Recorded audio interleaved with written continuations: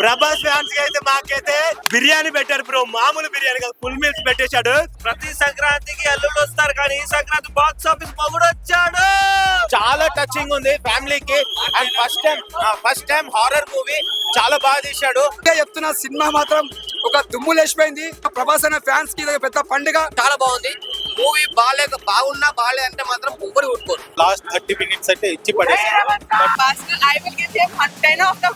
గుర్తులో ఉంది, చింపి ఆరదెంగిడు థియేటర్ తగలబడ్డది లోపల. సినిమా చూస్తున్నాం సేపు, ఏరే లోకం, ఏరే దేశం, ఏరే ప్రపంచం, ఏరే ఖండం ఎక్కడికో చూడిపోయారు అంతే సినిమా. ఎలివేషన్స్ మాత్రం మామూలుగా లేదు. థియేటర్ కి ఎక్స్ప్రెస్ చేయండి, మనసారా నవ్వుకుంటారు, ఏడుస్తారు, భయపడతారు. మెగాస్టార్ అంటే బాసు ఏం యాక్టింగ్ చేసిండ్రా ప్రభాస్. చాలా బాగుంది సినిమా చూస్తున్నాం సేపు. ఇది ప్రభాస్ అన్న వన్ మ్యాన్ షో ఇది అంతే. క్లైమాక్స్ లో ఒక సీక్వెన్స్ హాస్పిటల్ ప్రాణపెట్టి తెచ్చని చెప్పవచ్చు. బాహుబలిలో కూడా పడిన సీక్వెన్స్ అయితే పడింది ఆయనకి. ప్రభాస్ అని ఇన్ని ఇయర్స్ మనం మిస్ అయిపోయిన మొత్తం చూపెట్టాడు అనమాట. ప్రభాస్ గారి కెరీర్ లో బిగ్గెస్ట్ బ్లాక్ బాస్టర్ మూవీ ఏదైనా ఉందంటే ఇది. నవరసాలు పండించాడు ప్రభాస్. సినిమా బ్లాక్ బాస్టర్ బ్రో, మామూలు లేదు సినిమా అయితే. హీరోయిన్స్ అయినా ప్రభాస్ పక్కకి తక్కువే అనిపించింది.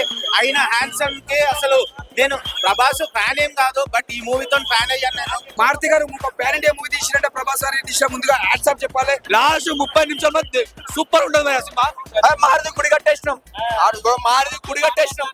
ప్రభాస్ అన్న లైఫ్ లో ఇది ఒక రికార్డు బ్రేక్ అంతే. అంటే ఒక 13 ఏళ్ల తర్వాత బుచ్చిగాడు, ఈశ్వర్ అలాంటి సినిమాలు తీశాడు. కానీ ఇలాంటి వింటేజ్ లుక్ తో ఆయన కంబ్యాక్ ఇవ్వడం అంటే మామూలు విషయం కాదు.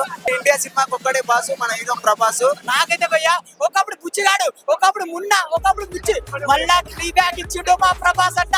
చాలా సంవత్సరాల తర్వాత మళ్ళీ రీబ్యాక్ ఇచ్చాడు కదా అనిపించింది. ఈ సినిమా 10,000 కోట్లు పక్కా అయితే బాహుబలి రికార్డ్ బ్రేక్ చేస్తే దేవుడికి ఇస్తాము హారతి. ఏం సినిమా తీసినవయ్యా మారుతి. ఈ సంక్రాంతికి ఇట్టే ఉన్నా ఉందంటే అది మా రాజేష్ అమ్మని 100% చెప్తున్నాడు.